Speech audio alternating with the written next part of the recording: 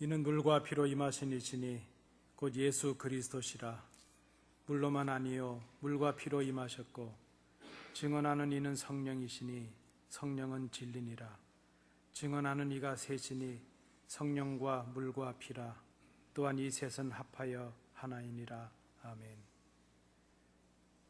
은혜가 풍성하신 아버지 하나님, 삼위일체 주일에 저희들이 주의 전에 나와 예배를 드립니다. 죄인들을 구원하시려고 독생자를 보내주신 성부 하나님의 사랑에 감사를 드립니다. 하늘 아버지의 뜻에 온전히 순종하여 십자가를 지신 성자 예수님의 은혜를 감사드립니다. 이 모든 것을 믿게 하시며 오늘도 의로운 길로 저희들을 인도해 주시는 성령 하나님께 감사를 드립니다. 마음과 뜻과 정성을 다해 드리는 저희들의 예배를 받아 주옵소서. 예수님 이름으로 기원하옵나이다. 회개를 멸시하지 않으시는 아버지 하나님, 그 은혜를 의지하여 저희들이 지난날에 저희들의 허물을 고백합니다. 내게 있는 모든 재물과 건강과 명예가 다 하나님께서 주신 은혜요 선물임을 알면서도 그것을 진정으로 깨닫지 못했습니다. 내 수고의 열매인 양, 내 공로인 양 교만했습니다. 주의 영광을 위하여 잠시 우리에게 맡겨주신 것임을 생각하지 못했습니다. 내 육신의 안일과 쾌락을 위해서 사용했습니다. 무엇보다도 내가 이룬 보잘것없는 성취를 믿고 하나님을 의지하는 신앙을 포기했습니다. 내가 한 것이 아니요 하나님께서 하게 하신 것임을 깨닫지 못했습니다. 하나님 없이도 얼마든지 잘 살 수 있을 것처럼 기도를 멈추었습니다. 우리에게 주신 것으로 인하여 하나님을 의지하지 않은 저희들의 완악한 모습이 있었음을 고백합니다. 겸손하지 못했고 사랑하지 못했고 이해하지 못했습니다. 이제는 교만을 버리고 온전히 하나님만 붙들고 살아가기를 원합니다. 이제는 아버지와 나만이 알고 있는 은밀한 죄를 인하여 묵묵히 참회의 기도를 계속드립니다.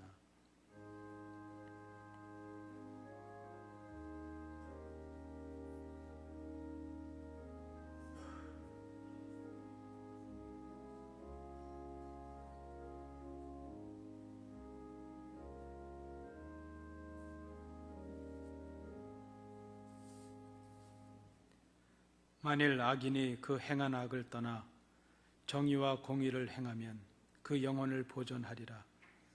그가 스스로 헤아리고 그 행한 모든 죄악에서 돌이켜 떠났으니 반드시 살고 죽지 아니하리라. 아멘. 사도신경으로 우리의 신앙을 하나님께 고백하겠습니다. 전능하사 천지를 만드신 하나님 아버지를 내가 믿사오며 그 외아들 우리 주 예수 그리스도를 믿사오니 이는 성령으로 잉태하사 동정녀 마리아에게 나시고 본디오 빌라도에게 고난을 받으사 십자가에 못 박혀 죽으시고 장사한 지 사흘 만에 죽은 자 가운데서 다시 살아나시며 하늘에 오르사 전능하신 하나님 우편에 앉아 계시다가 저리로서 산자와 죽은 자를 심판하러 오시리라. 성령을 믿사오며 거룩한 공회와 성도가 서로 교통하는 것과 죄를 사하여 주시는 것과 몸이 다시 사는 것과 영원히 사는 것을 믿사옵나이다. 아멘.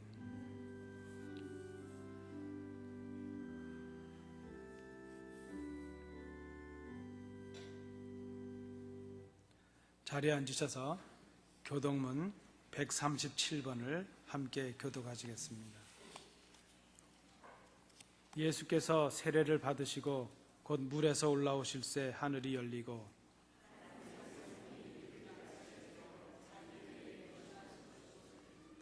하늘로부터 소리가 있어 말씀하시되 그러므로 너희는 가서 모든 민족을 제자로 삼아 아버지와 아들과 성령의 이름으로 세례를 베풀고 볼지어다 내가 세상 끝날까지 너희와 항상 함께 있으리라 하시니라.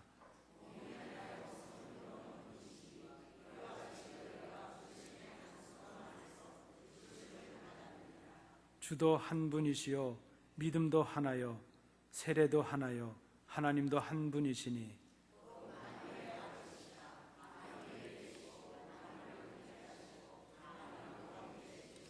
아멘.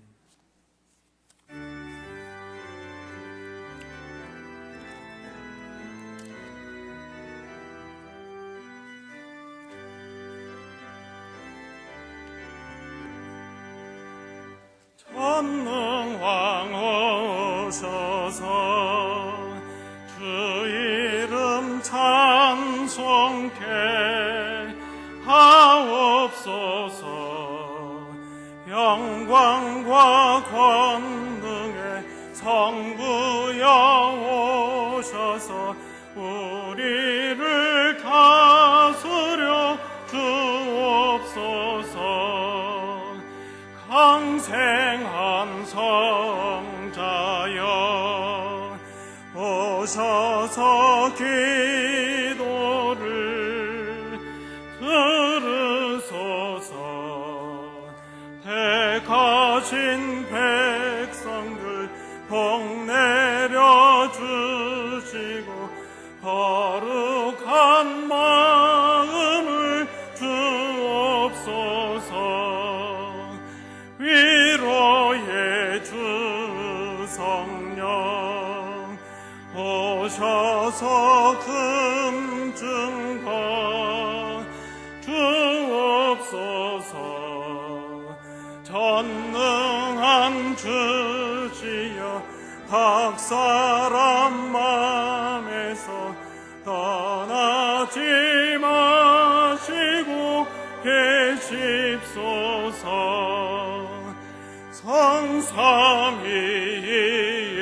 성삼위일체께 한없는 찬송을 드립니다. 존귀한 주님을 영광 중 배웠고 영원히 모시게 하옵소서. 아멘.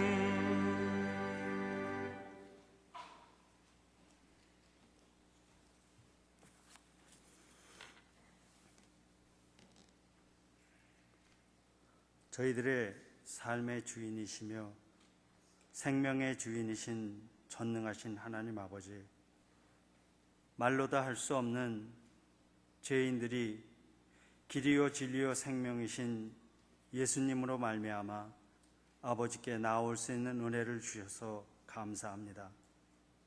오늘도 사랑하시는 자 안에서 우리에게 거저 주시는 바 하나님 아버지의 은혜의 영광을 찬송하며 예배할 수 있도록 저희들을 인도해 주셔서 감사합니다. 저희들이 고백한 모든 죄를 용서하여 주시옵시고 깨끗이 씻어 주셔서 청결한 심령으로 온 마음과 힘과 정성을 다하여 아버지께 예배하게 하시고 우리의 예배 가운데 임재하시는 주님을 만날 수 있도록 성령님께서 역사하여 주시옵소서. 언제나 저희에게 복을 주시고 지키시기를 원하며 은혜 베푸시기를 원하며 평강 주시기를 원하시는 하나님 아버지, 아버지의 정하신 뜻에 따라 우리 안디옥 교회가 시작되어 33년의 시간이 지나고 오늘 우리의 모습을 돌아봅니다. 주님을 향한 저희들의 생각과 마음이 잎사귀만 무성한 무화과 나무가 되어가는 것은 아닌지 심히 죄송스럽고 두렵습니다. 저희들을 긍휼히 여겨 주시옵시고 저희들의 믿음의 열정과 저희들의 믿음과 열정을 소생시켜 주셔서 저희들의 심령이 부흥의 새로운 바람이 불게 하여 주시옵소서.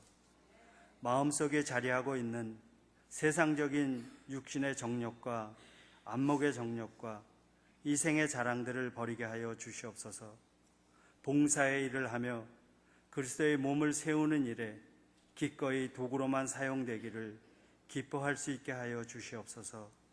말만 무성한 열매 없는 공동체의 모습이 아니라 죽으시기까지 우리를 사랑하신 놀라운 그 사랑의 주님과 자기를 낮추시고 죽기까지 복종하신 겸손과 순종의 본을 보이신 주님의 마음을 우리의 마음에 가지고 성령의 열매가 풍성한 주님만이 살아계시는 변함없는 신앙 공동체가 되게 하여 주시옵소서.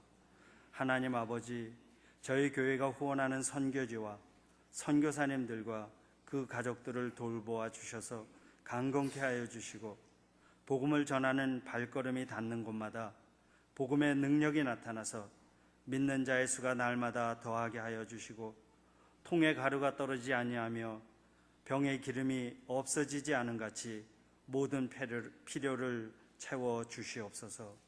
저희 가운데 육신의 질병과 마음의 고통으로 어려움을 겪는 성도들을 주께서 찾아주시고 치료하여 강건케 하여 주시옵소서. 찬양대의 찬양과 대원들의 헌신의 수고를 기쁘게 연락하여 주시고 말씀을 전하시는 우리 목사님에게 영육간의 강건함을 주셔서 선포되는 말씀을 통하여 저희들이 성령의 감동을 받아 새로움을 입고 평생 주님을 위하여 살게 하여 주시옵소서. 모든 순서를 성령님께 맡겼고 우리 주 예수 하나님의 말씀은 신약성경 로마서 6장 1절부터 11절까지의 말씀입니다. 신약성경 245면입니다. 로마서 6장 1절부터 11절까지의 말씀 교독으로 봉독하시겠습니다. 그런즉 우리가 무슨 말을 하리요? 은혜를 더하게 하려고 죄에 거하겠느냐?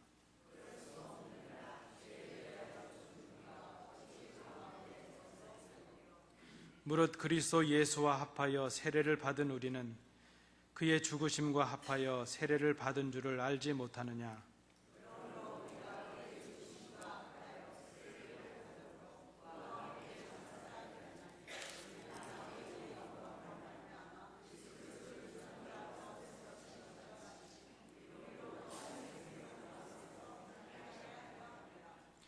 만일 우리가 그의 죽으심과 같은 모양으로 연합한 자가 되었으면 또한 그의 부활과 같은 모양으로 연합한 자도 되리라.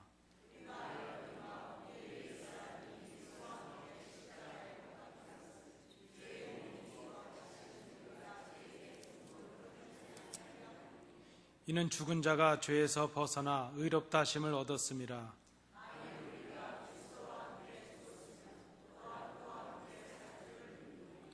이는 그리스도께서 죽은 자 가운데서 살아나셨음에 다시 죽지 아니하시고 사망이 다시 그를 주장하지 못할 줄을 알미로라.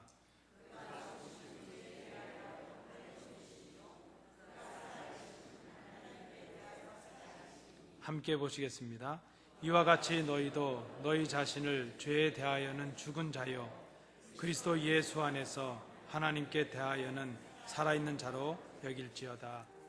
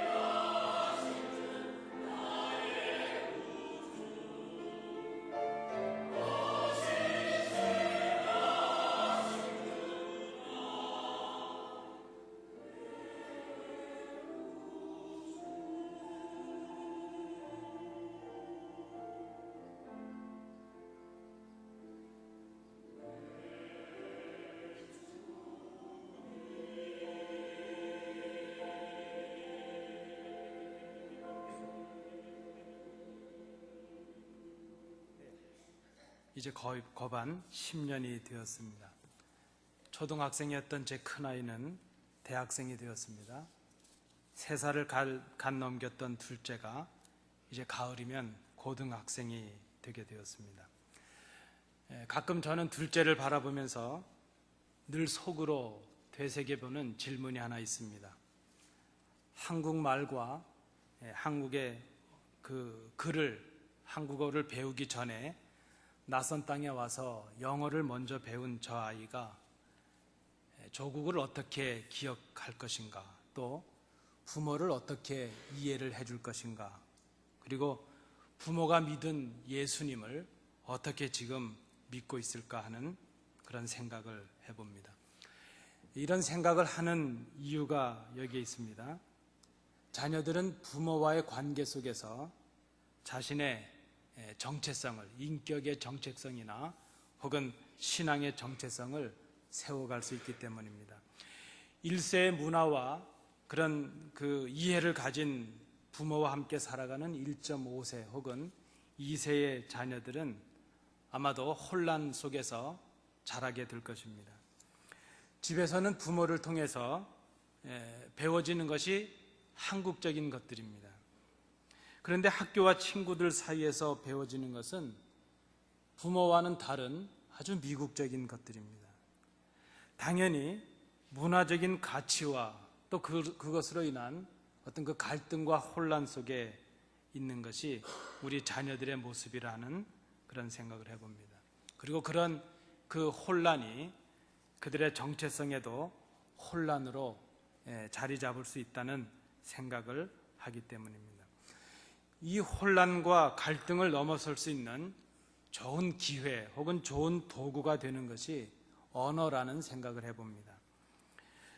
부모와 자녀 간에 정확한 그 언어의 소통을 통해서 부모와 자녀들의 생각이 서로 이해되어지는 것, 그것이 참으로 중요하구나 하는 생각을 해봅니다. 이 언어의 소통을 통해서 부모의 신앙이 자녀들에게 어느 정도 이어지는 그런 신앙의 매개가 되기도 합니다. 그런 면에서 저는 우리 교회에 있는 한국 학교에 진심으로 감사하는 마음이 있습니다.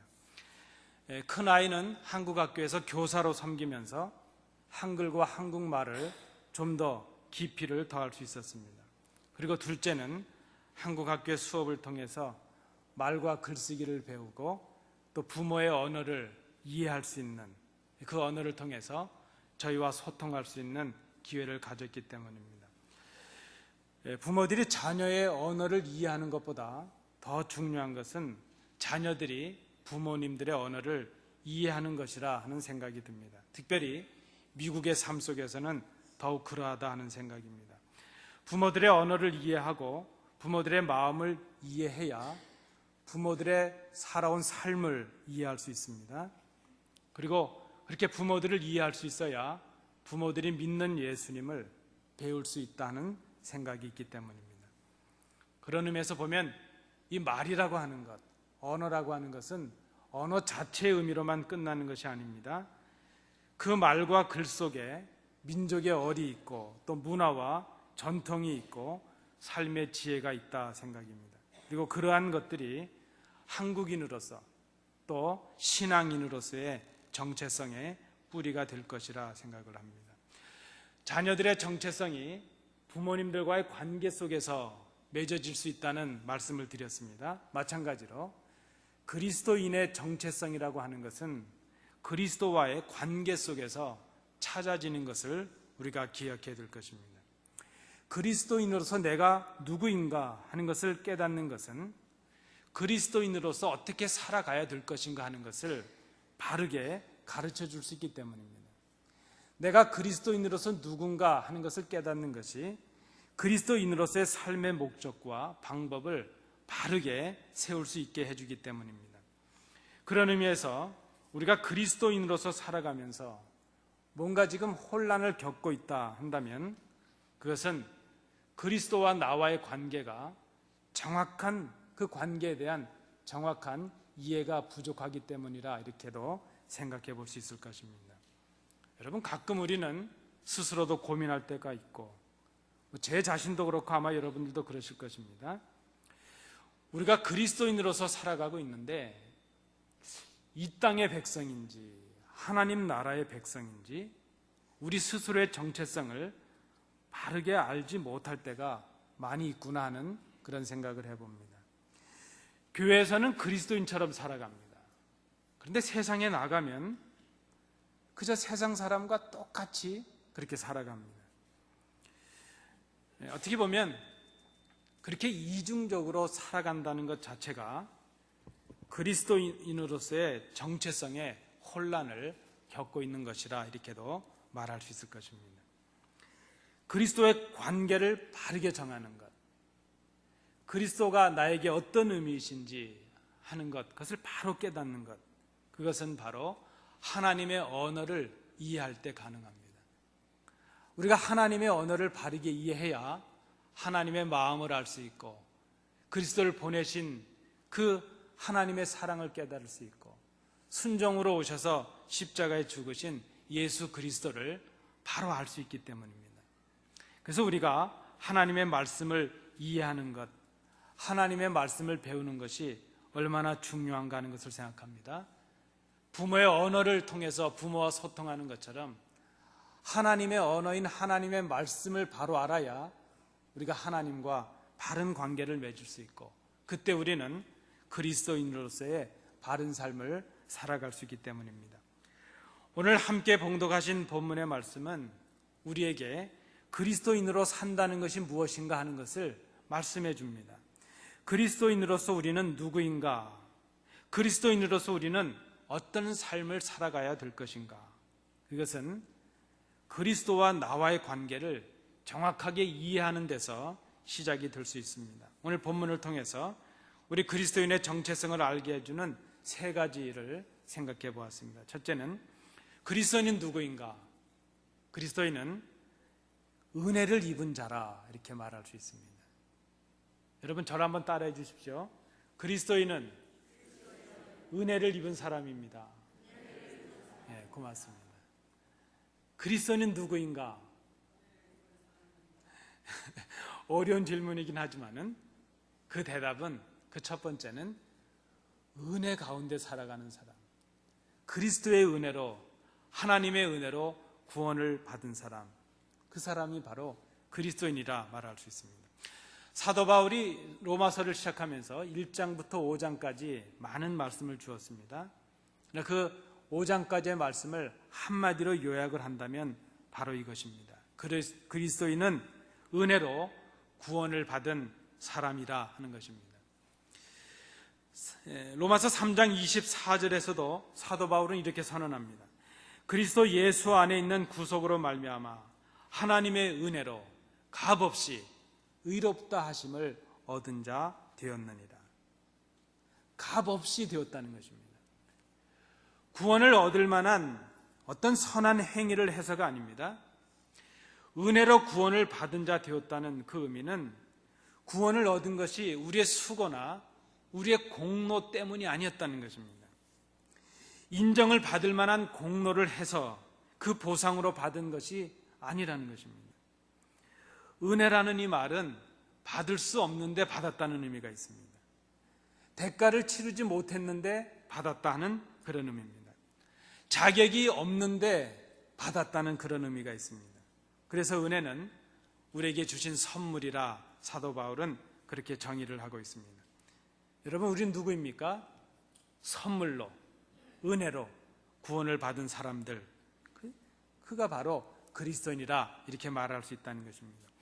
은혜로 구원을 받은 그리스도인이 살아야 될 삶이 무엇인가?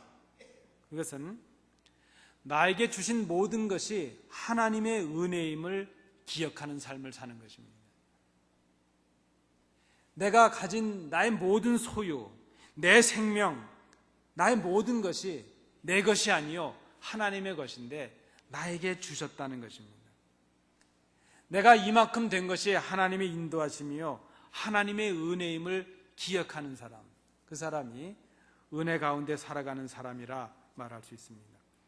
은혜를 기억하고 살아가는 사람은 은혜로 주신 구원을 간직하는 사람입니다. 은혜를 기억하는 사람은 자기 자신을 자랑하는 사람이 아니라 하나님을 자랑하는 사람입니다. 은혜를 기억하고 살아가는 사람은 자신의 공로를 드러내는 사람이 아니라 그 공로를 이루게 하신 그리스도를 자랑하는 사람입니다. 그래서 그는 날마다 그리스도를 자기의 주인이라고 고백하며 살아갑니다. 여러분, 은혜를 입은 사람과 은혜를 받지 못한 사람의 차이가 어디 있습니까? 예수님을 주님으로 고백하느냐 아니냐, 여기에서 달라질 수 있습니다. 그런데 또 하나, 은혜를 받은 사람과 받지 못한 사람의 아주 극명한 구별이 가능한 것이 있는데, 그것이 무엇인가 하면 감사하는 생활이죠. 은혜로 받고 은혜로 살아간다는 것을 깨닫는 사람은 그의 마음속에 감사가 넘치게 됩니다. 여러분, 한번 생각해 보시겠습니까? 지금 나에게 불평이 많은가 감사가 많은가? 불평이 많다는 것은 뭔가 더 받아야 되는데 덜 받았다는 것이죠. 그런데 감사가 많은 것은 받을 줄 몰랐는데 받았다는 것입니다. 당연한 것이 아닌데 그저 꿈에도 생각하지 못했는데 받았다는 것이죠. 그래서 은혜 가운데 살아가는 사람은 불평보다 감사가 넘치는 사람이라 이렇게 말할 수 있습니다. 오늘 본문의 말씀을 의지해서 볼 때에 은혜로 살아가는 사람이 된다는 것은 그 은혜를 간직하기 위해서 더 이상 죄에 머물지 않는 그런 삶을 살아가는 것이라 말할 수 있습니다. 은혜로 살아가는 사람은 죄를 행하지 않는 사람입니다. 죄에 거하지 않는 사람들이 되어야 된다는 것입니다. 여러분, 지금 한번 생각해 보십시오. 만약 우리의 마음속에 뭔가 지금 거리끼게 하는 것들이 있다면, 우리가 뭔가 지금 죄를 행하고 하나님께서 기뻐하시지 않는 일을 행하는 것이 있다면, 그런 생각을 우리 마음속에 품고 있다면 그 이유가 어디 있겠습니까? 사도 바울은 지금 이렇게 하나님의 은혜로 구원받은 백성들이 여전히 악한 모습, 죄된 그 삶 속에 빠져 있는 걸 보면서 1절과 2절에서 그렇게 말하고 있습니다. 너희가 지금 이렇게 죄 가운데 거하고 있는 이유가 죄가 많은 곳에 하나님의 은혜가 더욱 많으니 더 많은 죄를 지어서 하나님의 은혜를 더 많이 받고자 함인가? 그것을 지금 질문하고 있습니다. 하나님의 은혜를 더 받으려고 지금 죄에 거하고 있는 것인가? 그렇게 하지 말아야 된다는 것입니다. 은혜를 받은 사람이 되었다면 더 이상 죄 가운데 거하는 그런 삶을 살지 말아야 될 것입니다. 하나님의 은혜를 받았으므로 그 은혜를 간직하는 데 거리끼는 것들이 있다면, 그런 행동과 그런 마음들이 우리 속에 남겨져 있다면 버려야 될 것입니다. 그것이 은혜를 입고 살아가는 그리스도인의 모습이라 말할 수 있습니다. 여러분, 그리스도인은 누구입니까? 그리스도인으로서 우리는 어떤 삶을 살아야 되겠습니까? 우리는 은혜로 구원받은 사람들임을 기억하고 감사하는 생활, 그리고 죄에서 떠난 삶을 살아야 될 것입니다. 그런 사람이 그리스도인이라 말할 수 있습니다. 두 번째입니다. 두 번째는 3절, 4절, 6절의 말씀을 통해 볼 때 그리스도인이 누구인가? 저는 이렇게 제목을 붙여보았습니다. 저를 한번 따라해 주십시오. 그리스도인은 그리스도와 함께 죽은 사람이다.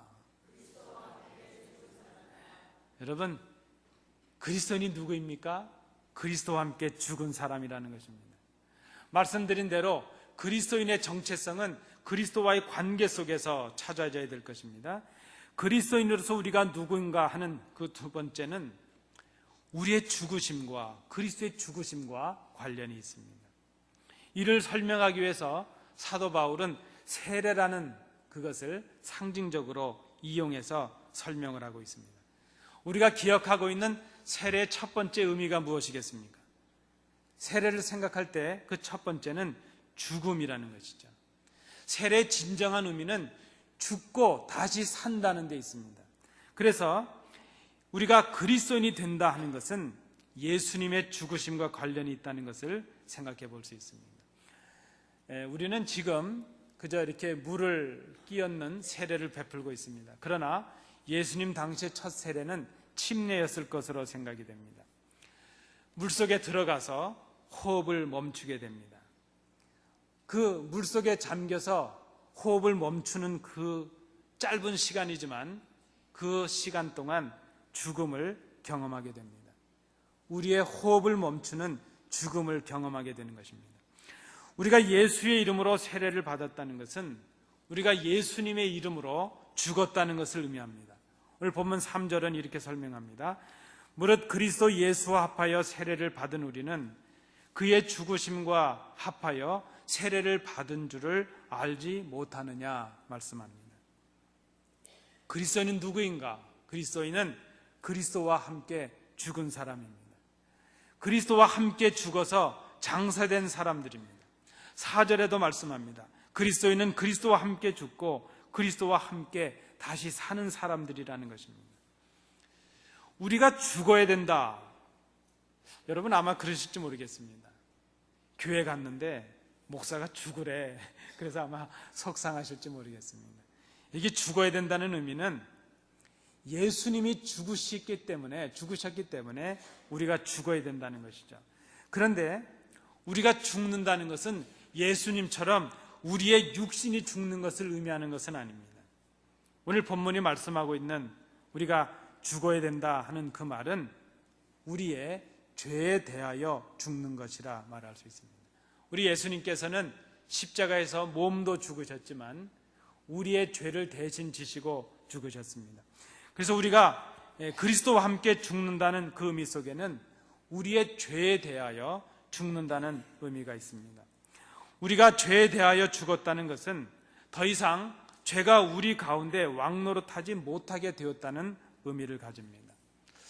가령 예를 들면 어떤 사람이 죄를 지었습니다. 그래서 그 죄를 조사받고 밝혀가는 도중에 그가 죽음을 당하게 되었습니다. 그렇다면 더 이상 그에게 죄를 따지거나 묻지 않게 된다는 것입니다. 마찬가지로 죄의 종노릇을 하던 옛사람이 죽어버렸다면 더 이상 그 옛사람에게 죄에 관해서 묻지 않는다는 것입니다.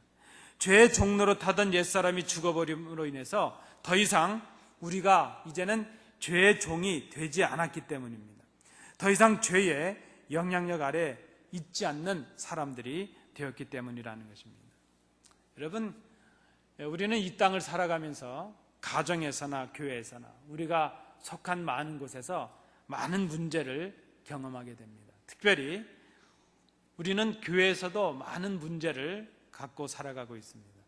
그런데 그 대부분의 문제들을 우리가 잘 살펴보면 죽어야 될 우리가 죽지 않아서 생기는 문제들이 대부분입니다. 옛사람이 죽지 못해서 그렇습니다. 죽어야 될 순간에 죽지 않아서 문제가 됩니다. 그리스도인은 누구인가? 그리스도인은 그리스도와 함께 죄에 대해서 죽음으로 더 이상 죄가 자신을 지배하지 못하도록 새로운 인생을 살아가는 사람, 그 사람이 바로 그리스도인이라 말할 수 있습니다. 그러므로 우리가 죽는다는 것은 살기 위한 것입니다. 그리스도와 함께 죽는다는 것은 그리스도와 함께 다시 살기 위한 것입니다. 죄에 대해서 죽었다는 것은 이제는 의에 대해서 자유함을 누리기 위함입니다. 새로운 삶을 살게 되었다는 것. 우리 그리스도인은 그리스도와 함께 죽는 사람들입니다. 여러분, 사는 것도 귀하지만 잘 죽어야 됩니다. 그리스도와 함께 잘 살기 위해서 우리가 죄에 대하여 우리의 옛사람을, 우리의 옛 자아를 철저하게 죽이는 그리스도와 함께 죽는 사람, 그 사람이 그리스도인이라 말할 수 있습니다. 마지막 세 번째로 5절부터 11절까지의 말씀에 저는 그리스도인이 누구인가 이렇게 제목을 붙였습니다. 여러분 한 번 더 따라해 주십시오.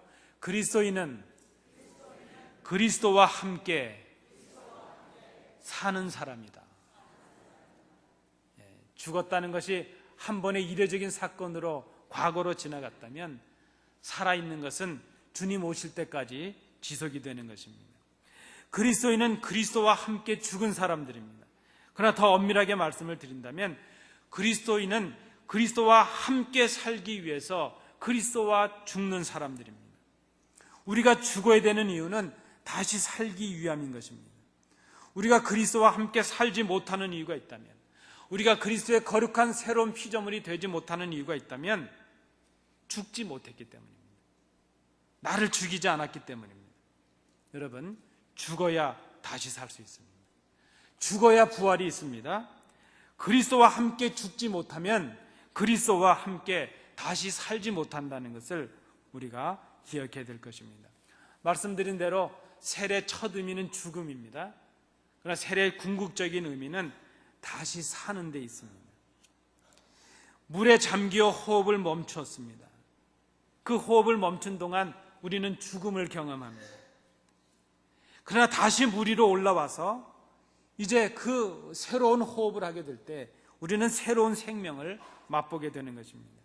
그것이 바로 세례의 의미라 말할 수 있습니다. 세례가 무엇입니까? 세례는 그리스도와 죽고 그리스도와 다시 사는 것입니다. 우리를 그리스도와 함께 다시 살리신 이유가 무엇인가? 오늘 성경은 이렇게 말씀합니다. 우리로 새 생명 가운데 행하게 하기 위함이라 하는 것입니다. 여러분, 그리스도는 누구입니까? 새 생명 가운데 행하는 사람입니다. 새 생명 가운데 행하게 하는 것, 그것은 전혀 새로운 존재로 살아가게 되었다는 것을 의미합니다. 옛사람이 아니고 새 사람이 된 것입니다.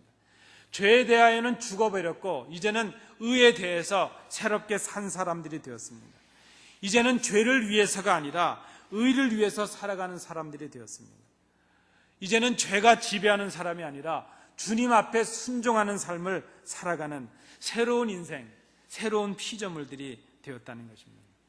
그러므로 그리스도인이 된다는 것, 그리스도인이 되었다는 것, 그것은 그리스도로 인해서 새로운 사람들이 된 것을 의미한다는 것입니다. 그래서 우리는 날마다 새롭습니다. 우리가 하나님의 은혜 가운데 거하고 있는 한 우리는 어제 우리가 아닙니다. 우리는 날마다 새로운 삶을 살아갑니다. 고린도후서 5장 17절에서 사도 바울이 이렇게 고백합니다. 그런즉 누구든지 그리스도 안에 있으면 새로운 피조물이라. 이전 것은 지나갔으니 보라 새 것이 되었다. 여러분, 우리는 그리스도로 인해서 새 것이 되었습니다. 우리는 그리스도로 인해서 새로운 피조물이 되었습니다. 그런데 새로운 피조물인 우리가 아직도 세상의 기쁨을 위해서 살고, 아직도 나를 위해서 살고, 아직도 세상의 방법과 세상의 목적을 위해서 산다면 아직 우리는 잘 죽은 사람이 아니라는 것입니다. 죽지 않았기에 산자도 되지 못했습니다. 우리가 여전히 옛사람, 옛 모습, 옛 세상의 모습을 가지고 살아가고 있다면 그리스도인이라는 이름을 붙이지 말아야 될 것입니다. 그리스도인이라는 사람, 그 사람은 다시 태어난, 새로 피조된, 이제 옛사람이 죽고 새로운 사람이 된 전혀 새로운 존재가 되었다는 것을 우리가 생각해야 될 것입니다. 그래서 이제 그리스도인이 된 우리가 사는 목적은 그리스도의 영광을 위한 삶이어야 된다는 것입니다. 그리스도의 영광을 위해 산다는 것은 그리스도께서 기뻐하실 일을 하는 것입니다. 그것은 그리스도를 따라가는 삶이요, 그리스도를 본받는 삶을 살아가는 것입니다. 그리스도를 본받는 삶이라고 하는 것은 하나님의 사랑을 증거하는 삶이요, 몸된 교회를 아름답게 세우는 일이요, 주님 오실 때까지 하나님의 나라를 소망하는 삶이라 이렇게 말할 수 있습니다. 여러분, 비록 힘들고 어렵게 살아가지만 우리는 귀한 존재들입니다. 우리를 위하여 그리스도께서 죽으셨습니다. 우리를 새롭게 하시기 위해서 그리스도께서 부활하셨습니다. 그래서 우리는 그리스도와 함께 죽고 함께 살아서 새로운 존재가 되었다는 것을 기억해야 될 것입니다. 예화를 하나 말씀을 드리고 말씀을 마치려고 합니다. 어느 바닷가 마을에 그 작은 해변을 끼고 있는 마을이 있었습니다. 여름이 되면 그저 동네 사람들 혹은 객지에서 그 바닷가를 즐기기 위해서 온 사람들이 해수욕을 하고 즐기다가 그 바다에 그만 빠져 죽는 일들이 자주 생기는 것입니다. 그래서 하도 사람들이 많이 죽게 되고 자기의 자녀들도 죽고 그렇게 되니까 동네 사람들이 모여서 회의를 했습니다. 야, 우리가 언제까지 우리 동네를 찾고 또 이 바다에서 즐기던 사람들이 이렇게 목숨을 잃는 것을 우리가 지켜보겠는가? 이래서는 안 되겠다. 우리 자녀들을 또 우리의 손님들을 우리가 좀 지켜야 되지 않겠느냐. 그래서 젊은 사람들을 위주로 해서 이제 조를 짰죠. 순서를 정해서 바다에 나가서 지키기 시작한 것입니다. 뭐 보수도 없죠. 뭐 시설도 없습니다. 그저 모자 하나 쓰고 구명할 수 있는 도구 간단한 걸 하나 가지고 그저 바닷가에 가서 지켜보고 있는 것입니다. 그런데 이 작은 일을 시작했는데 그것 때문에 그냥 그렇게 바다에서 빠져 죽는 사람들이 현격하게 줄었다는 것입니다. 그리고 나중에는 거의 뭐 해를 넘겨도 한 명도 죽지 않을 정도로 그렇게 그 봉사가 아주 의미 있게 되었다는 것입니다. 근데 그 마을에 이상한 일이 생겼습니다. 그 소식이 여기저기 전국에 퍼지게 되었습니다. 많은 사람들이 그 마을의 사람들이 얼마나 귀하냐, 생명을 구원하기 위해서 그렇게 자원으로 봉사해서 생명을 살리는 그 인명구조의 일을 하니까 참 귀하다. 아마 거기 장비도 필요할 거고 이런 시설도 필요할 텐데 우리가 좀 도와줘야지. 모금이 되기 시작했습니다. 생각보다 너무나 많은 돈이 거쳐지기 시작합니다. 그래서 이제는 그 동네 그 바닷가 한 곳에 인명을 구조할 수 있는 좋은 센터 건물이 높이 세워지게 되었습니다. 그리고 그 모금되는 돈들을 관리할 수 있는 직책을 만들고 이제 자리를 만들게 되었습니다. 그리고 그 동네 사람들, 투박했던 그 사람들보다는 더 인명을 잘 구조할 수 있는 전문가들을 데려오기 시작했습니다. 그러니까 그렇게 되고 나니까 이제 더 그 생명을 구하는 일이 잘 될 것 같았습니다. 근데 결과가 어떻게 되었는가 하면 전에 동네 사람들이 투박하게 했을 때보다 더 많은 사람들이 물에서 빠져 죽기 시작한 것입니다. 그리고 좋은 마음으로 서로 봉사하던 동네 사람들끼리 다툼이 생기고 갈등이 생기기 시작했습니다. 센터장을 누가 할 거냐, 누가 높은 자리 할 거냐, 그 시설은 누가 사올 거냐, 그 장비는 어떻게 관리할 거냐, 이것 때문에 이제 서로 다툼이 생기고 결국은 그 센터가 생명을 살리는 일보다는 그 센터를 운영하는 일에 더 많은 그런 그 열정과 그런 생각들을 버리게 되었다는 것입니다. 여러분, 왜 이렇게 되었겠습니까? 목적이, 그 순수했던 목적이 상실되었기 때문입니다. 좋게 시작했고 순수한 마음으로 시작됐던 것들이 그저 보수가 생기게 되고 돈이 오게 되고 자리에 대한 욕심이 생기게 되니까 그 좋은 의미들이 다 사라지게 되었다는 것입니다. 여러분, 목적을 상실할 때 우리가 가졌던 원래 모습이 상실되게 됩니다. 그리스도인으로서 우리의 목적을 상실하게 될 때에 우리가 꿈꾸었던 그 순수했던 신앙인의 모습이 훼손될 수 있다는 것을 우리가 생각해야 될 것입니다. 여러분, 오늘 이 아침에 이 질문 앞에 여러분들을 한번 세워보시기 바랍니다. 우리가 예수를 믿으며 살아가는 이유가 무엇인가 하는 것이죠. 우리가 지금 교회 다니고 있는 이유가 무엇인가 하는 것입니다. 무엇을 위해서 예수를 믿고 있는가 하는 것입니다. 여러분, 처음 가졌던 여러분의 목적을 상실해 가고 계시진 않습니까? 어떤 때는 왜 교회를 다니고 있는지 모를 정도입니다. 왜 예수를 믿고 있는지 우리가 도무지 알지 못할 때가 있습니다.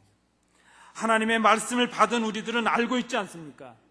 우리를 향하여 원하시는 하나님의 마음이 무엇이고 무엇이 옳은 것이고 무엇이 잘못된 것인지를 우리는 알고 있습니다.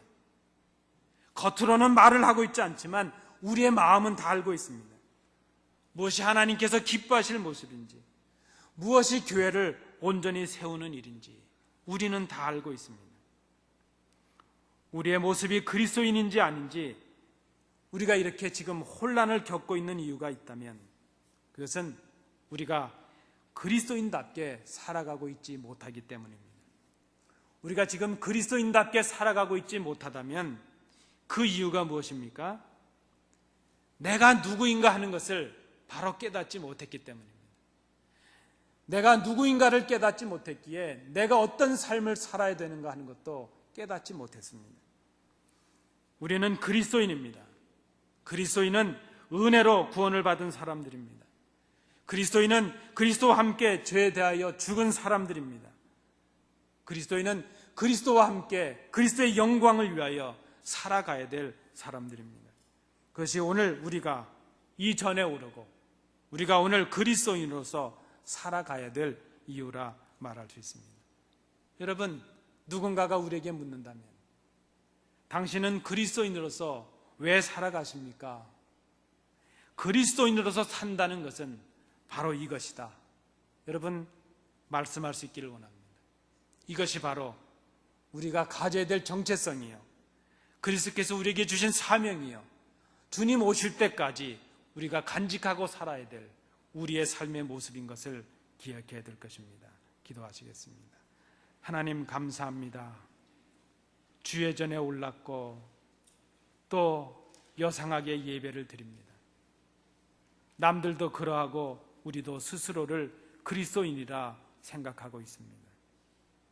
그런데 우리의 모습을 보면 전혀 그리스도인 같지 않습니다. 그리스도인답지 않은 생각을 하고 그리스도인답지 않은 생각을 합니다. 왜 교회를 오르는지, 왜 예수를 믿고 있는지 깨닫지도 못할 때가 많습니다. 이 말씀 앞에서 내가 누구인가를 바로 깨닫고 그리스도인으로서의 삶을 새롭게 회복하는 저희들이 되게 하옵소서. 예수님 이름으로 기도하옵나이다.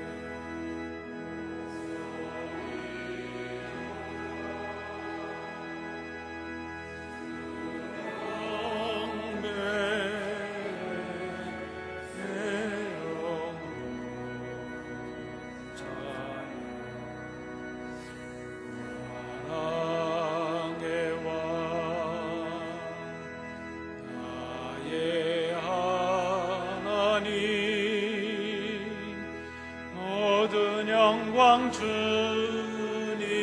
홀로 받으소서.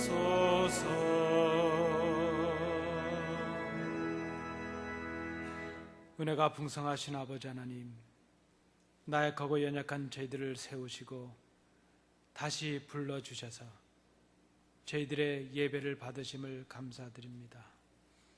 예배를 드리며 저희들의 몸과 마음을 돌아보게 하심도 감사를 드립니다. 모든 것이 하나님의 은혜임을 생각합니다. 우리에게 주신 모든 것이 아버지의 것임을 고백합니다. 그 마음과 정성으로 이 예물을 드리오니 받아 주옵소서. 이 예물이 하나님 나라와 영광을 위하여 귀하게 쓰여지는 예물 되게 하여 주옵시고, 이 예물을 드린 손길들을 복되게 하셔서 평생을 지나도록 물의 청지기로 살아가게 하시며 하나님의 청지기가 되어서 복의 근원의 삶을 살아가는 복된 가정들이 되도록 하나님 인도해 주시옵소서. 주신 은혜 감사드리며 예수님 이름으로 봉헌 기도하옵나이다. 아멘. 감사합니다. 자리에 앉으시겠습니다.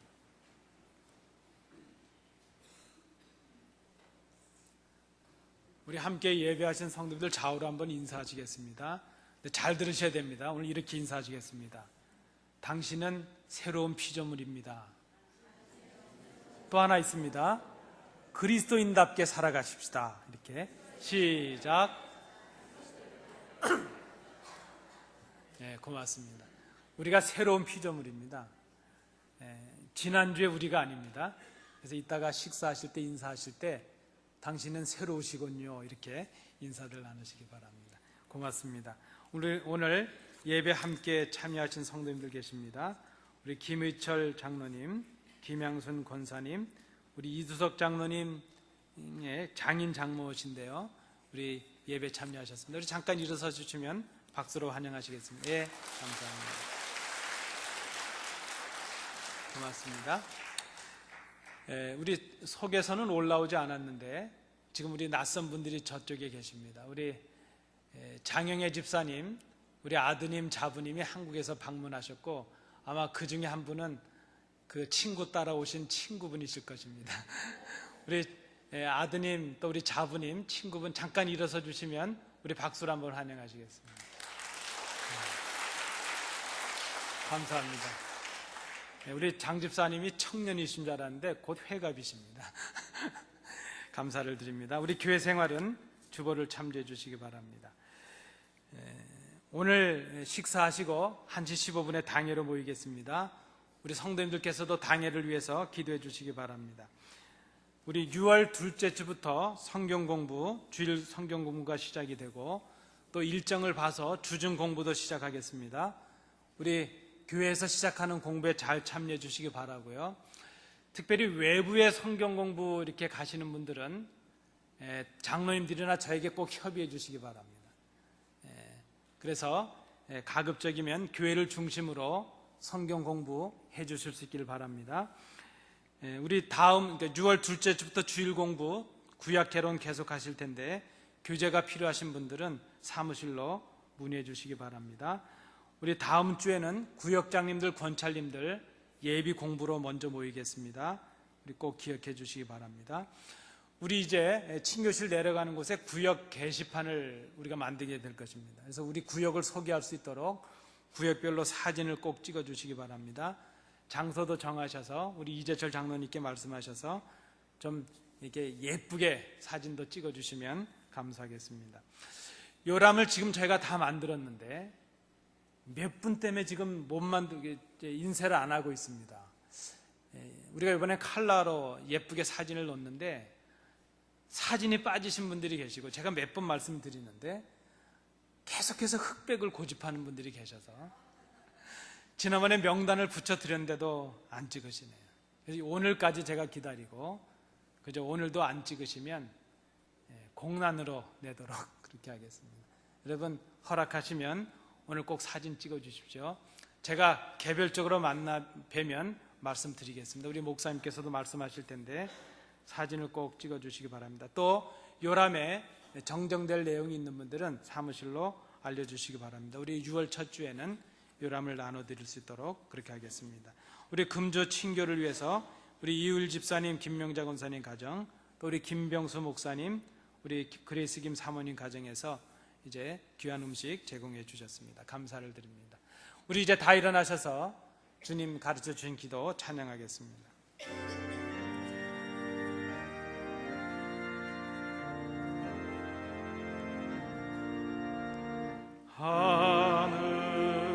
하늘에 계신 아버지 이름 거룩하사 주님 나라 임하시고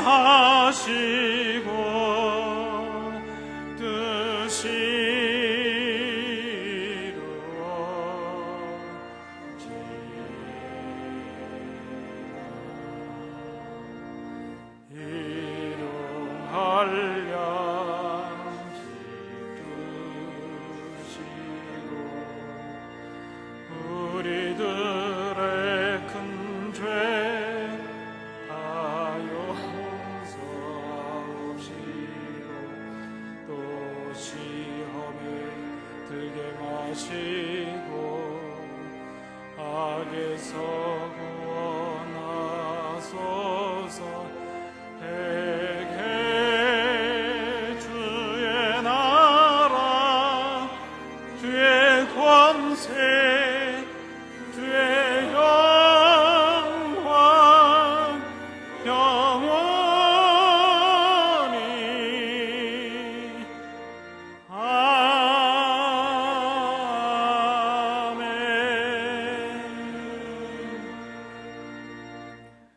은혜로우신 아버지 하나님, 귀한 종의 가정이 자녀들이 섬기는 교회를 방문하여 함께 예배를 드립니다. 그 종들의 평생의 삶을 기억해 주셔서 그들의 사랑과 믿음이 후손들에게 그대로 이어지게 하심으로 믿음의 부유한 가정들이 될 수 있도록 인도해 주시옵소서. 이제 사랑하는 어머니를 방문한 아들 내외가 있습니다.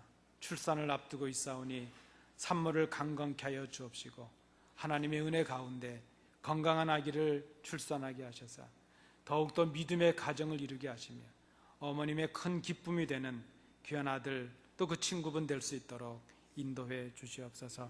오늘 교회를 위해서 말없이 봉사한 손길들이 있습니다. 화단을 돌보며 또 주방에서 봉사하며 차량을 운행하며 안내하며 이제 여러 가지로 보이지 않는 곳에서 섬기신 그 손길들을 하나님 기억해 주옵시고 은혜로 감격하며 살아가게 하여 주옵시며 늘 기쁨이 넘치게 하여 주옵소서. 이제 병상에 있어서 이 자리에 함께하지 못하는 우리의 성도들이 있습니다. 오늘도 강건케 하시며 회복의 은혜를 허락하여 주옵소서. 실망하여 지치고 이제 출타하여 이 자리에 함께하지 못하는 우리의 성도들에게도 동일한 은혜로 채워 주옵소서. 아버지 하나님, 오늘 이 예배를 통하여 우리가 새로운 마음과 새로운 각오로 이 세상을 향해 나갑니다. 이번 한 주간 동안 말씀을 의지하고 승리의 삶을 살아가는 저희들이 되게 하여 주시옵소서. 이제는 예수 그리스도의 은혜와 우리 아버지 하나님의 크신 사랑하심과 성령님의 교통하심이 하나님께 나와 예배하며 우리에게 주시는 말씀을 통하여 이제는 그리스도인답게 하나님의 은혜를 기억하며 그리스도와 함께 죽고 그리스도와 함께 다시 살아 하나님의 영광을 위해 살아갈 것을 마음에 결단하는 주의 자녀들 위해, 그들의 가정과 기업 위에, 우리 교회 위에, 이 나라 이 민족과 우리의 조국 위에 항상 함께 계시기를 간절히 축원하옵나이다. 아멘.